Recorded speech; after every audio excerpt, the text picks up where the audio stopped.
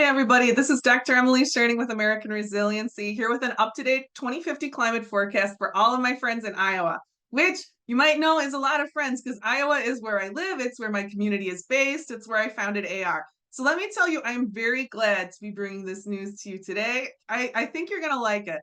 You know, there's challenges in front of us, but if you are not afraid of hard work, we have an excellent outlook here in Iowa. I'm going to tell you all about it. But just so you know where to find my source material, this forecast is based on the National Climate Assessment, which was just updated. We received the fifth National Climate Assessment in November of 2023. The fifth National Climate Assessment represents the highest consensus climate science available. Your tax dollars paid for the development and review of this document, which was extensive. Today, we're going to break it down so you don't have to read the whole thing so you can understand what's going on in Iowa towards mid-century. American Resiliency is the only nonprofit focused on communicating this important information to the public. And if you want to go and double check any figures that I look at today, you should go here, chapters. I'm going to say the number of the figures. You can find a shortcut to all of the figures snipped out there in all figures under the chapter subheading. So let me tell you, I've not been having a ton of fun with the fifth National Climate Assessment. Almost all of the changes I found in the projections between the fourth and the fifth edition, it's looking worse. It's worse, and we don't have a lot more solution-oriented type details for most states, which is very frustrating. Which is part of why I'm doing my state today, because of course, when I looked through these initial maps, I looked at my house, and we do have a bright spot here. And I needed to look at a bright spot here. So let's take a look.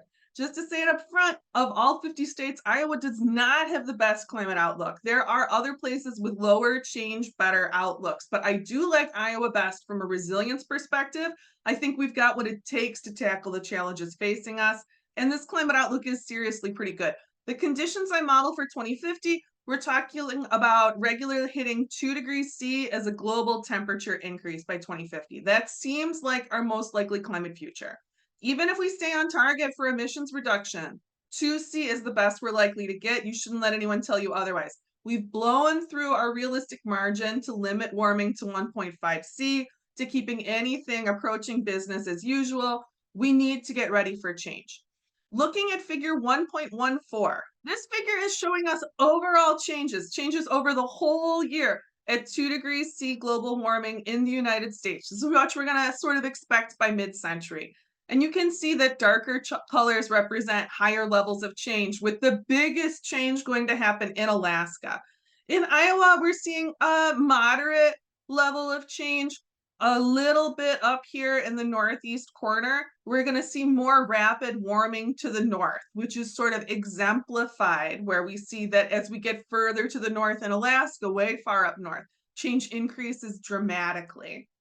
From this figure, looking at the key, you can see that most of Iowa year-round is looking at a temperature change of 4 to 5 degrees up, normal American degrees. Iowa, we can handle that kind of a swing, right? Or we wouldn't be here. Let's get into it. I feel like the next thing we want to know is, how is that warm up going to fall? Like seasonally, how is it going to shift how it feels in our state? Let's check that out in figure 2.11. All right, in figure 2.11 of the fifth National Climate Assessment, we see projected changes to hot and cold extremes at 2 degrees C of global warming. So the first thing we're going to look at is change of number of days over 95. So your really hot days. Iowa is looking darker than I would like. I don't like really hot days. Let's zoom in here. So we're in the 1, 2, 3, a little bit of the fourth band there, where the northeast corner is having the least relative change in the summer, which is kind of cool to break down, right? Because when we looked at it from the overall picture, from the year-round temperature increase picture, the northeast was looking warm.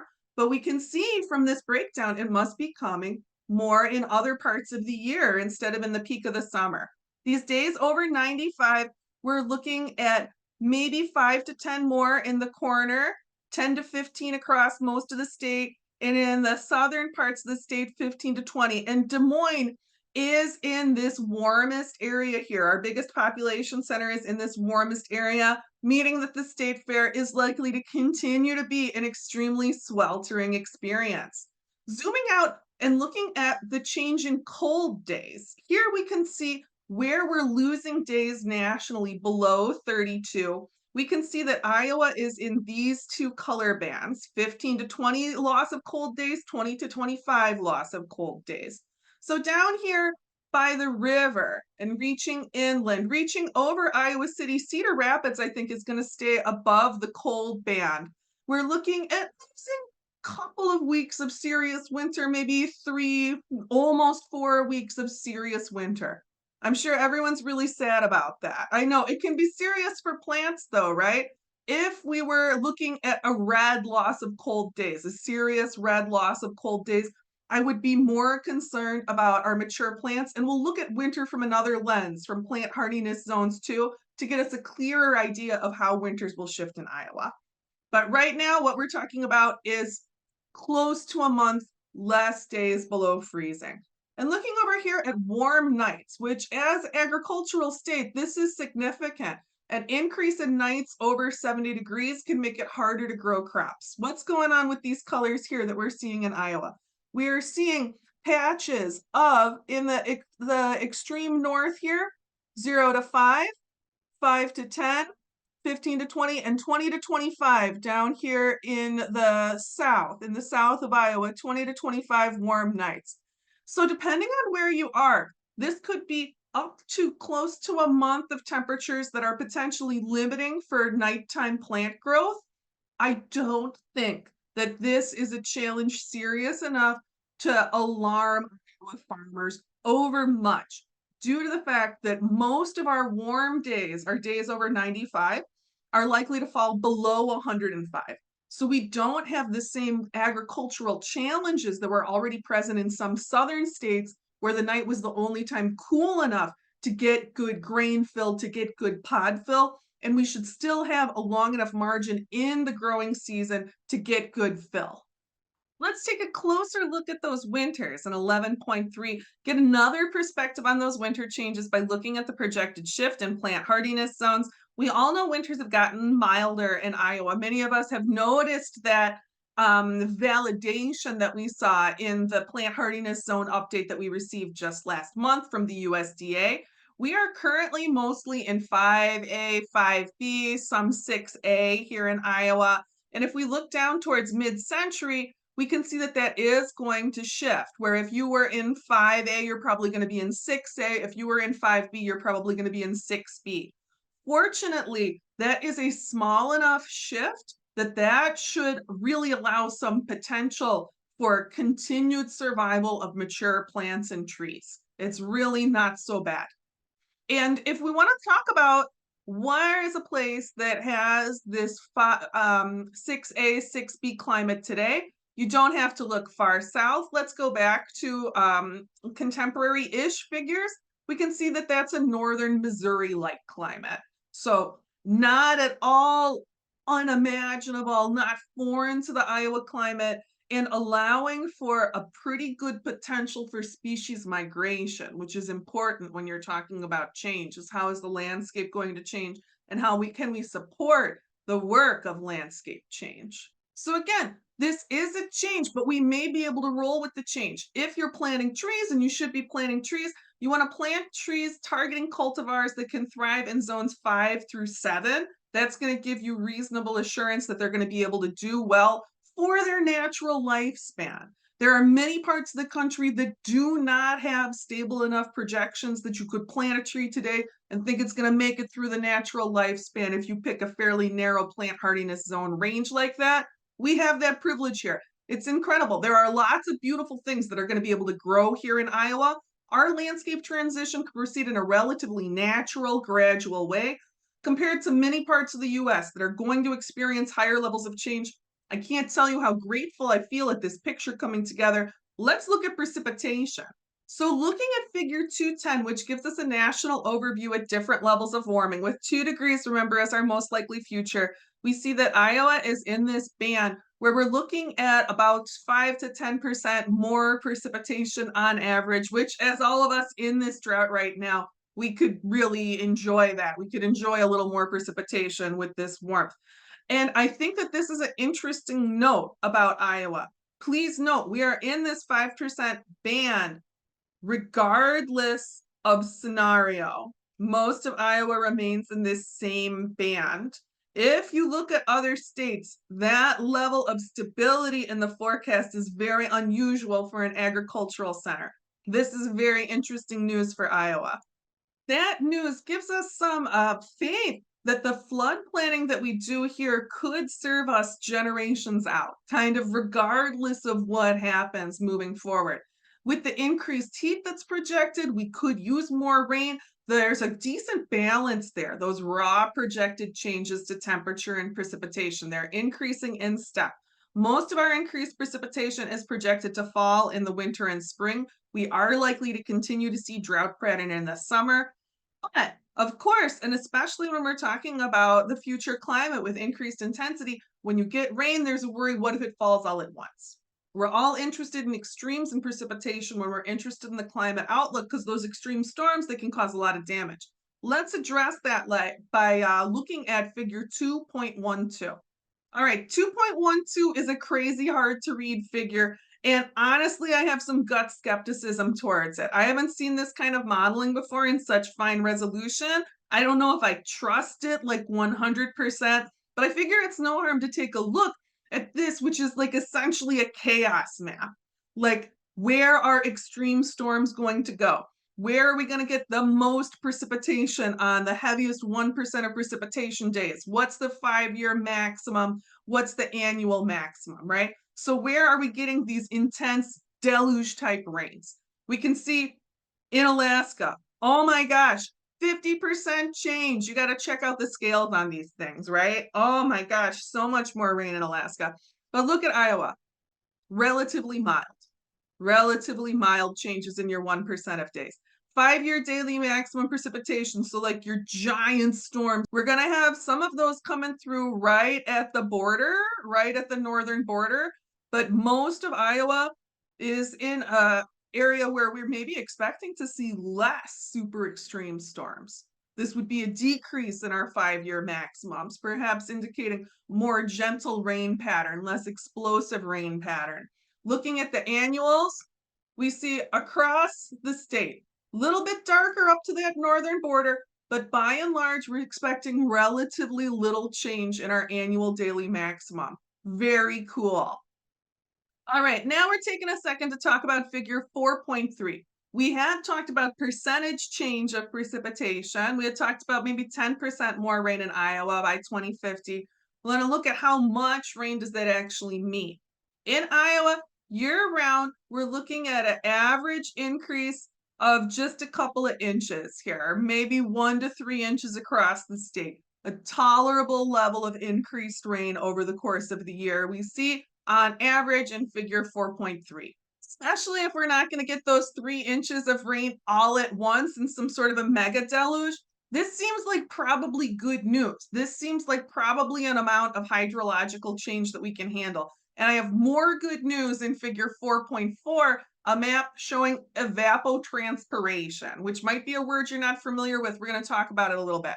So, shorthand for this figure, trying to give just like the most basic breakdown of what it means when we're talking about evapotranspiration. Let's think about it as how much water plants are going to be using. So when you go into the negative here, that's concerning because it means plants will probably be dying, that you're talking about decreased biomass. And we do expect that across a lot of the Southwest because of the drought trend. We expect landscape shifts to be going towards lower biomass landscapes, to be having active desertification happening. So, zooming in on Iowa, this figure, it has complicated layers of meaning, but I think this basic thing is true. In our case, we can read in this figure with this increase that Iowa's plants are going to be using more water. In this instance, because we can layer on the other relatively mild changes we've seen in temperature, in raw water data. One of the things I think we can draw from this map is that in Iowa, our plants are not projected to die.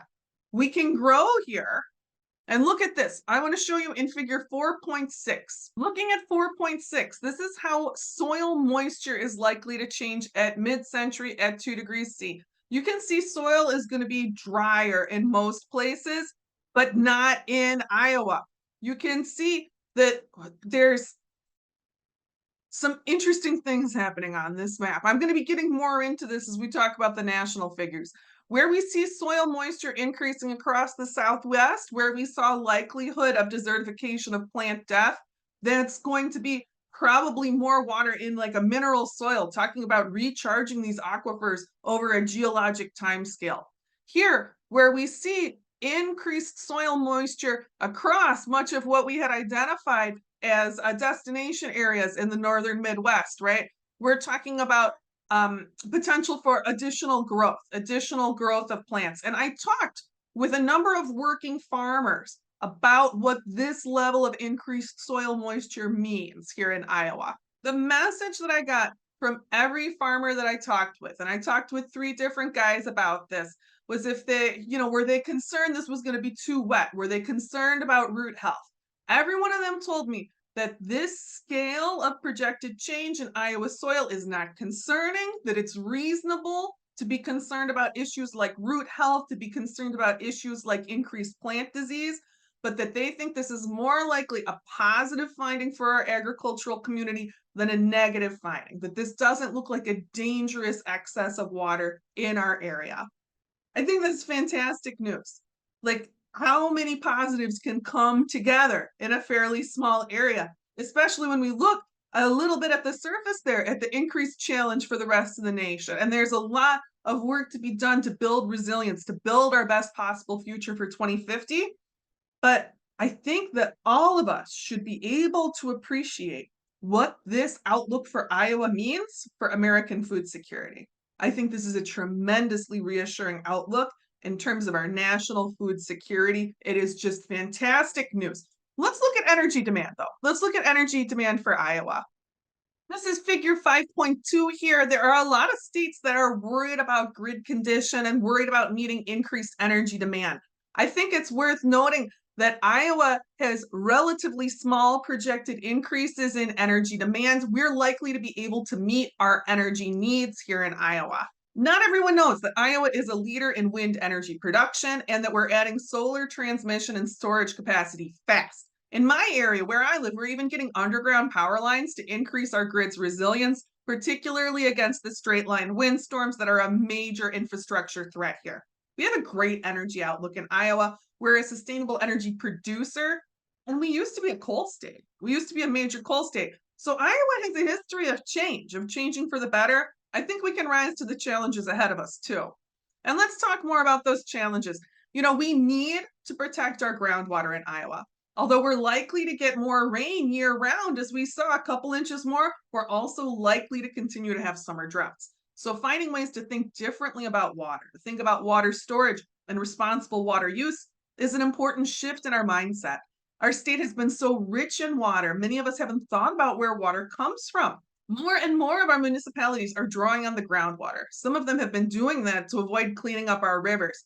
When I moved to Iowa in 2011, you could eat fish from any body of water in Iowa. They were all safe and clean. We've been polluting our water at an alarming rate, but we could step back. You can see our outlook. Iowa could be a beautiful garden for generations to come. When we fail to respect our water, when we pollute to churn out high volume exports to China, we're selling our future to China. And I need to make this point clear. Like our outlook is good, but not everyone has a future worth selling in this world we're heading into. Our future is precious. It's precious for us and it's precious for our nation's food security. If we take care of our water and if we take care of our soil, which even though we've experienced serious soil loss, even though soil protection is a top issue for Iowa, we still have amongst the richest soil, the most beautiful earth in the whole world. We are not past the tipping point in Iowa. We're at a really good place, a place where we have a chance to actually save our groundwater and to save our soil. To put in statewide groundwater monitoring, like our neighbor South Dakota, outlook also looking pretty nice, South Dakota, so that if we need to use irrigation, we can use irrigation responsibly and sustainably, so that our communities can continue to thrive here and feed America for generations. Like other Midwestern states, flooding is going to be a continued and worsening challenge for us, as will summer drought. And if you're in a sort of south central Iowa where you're like, I don't know, Emily, the 5-year precipitation max didn't look too bad, to remember that water flows downstream, right? We're going to get downriver flooding impacts from Wisconsin and Minnesota still. And those have been major the last few years in Iowa. This is a thing where regionally we're going to need to work together on serious flooding and infrastructure problems. And we're starting to see the outline of those challenges so that we can respond to them. I think the most important message I can get out to my fellow Iowans is our potential for growth, our potential for health, our potential for a strong, sustainable future for Iowans. And I know that many of us feel this hope. I see it when I see the prairie restoration work being done throughout the state. Every time I see cover crops laying green over fields for the first time, I feel the hope. In Iowa, I know we can do it. These are the changes that are coming. We're still going to be able to grow corn. We're still going to be able to grow soy. The winters will be shorter and milder. The summers will be a couple weeks longer. They'll peak a little hotter, but not like Arizona hot. It's going to be like Midwest hot. We're probably going to have a heat wave about every year that peaks around 100, 102. That used to be rare. It's going to be every year. We're going to have a tendency towards summer drought, towards wet spring. A lot of our growing season extension will come towards the fall rather than earlier in the spring. We don't see the same spring frost date movement that other Midwestern states.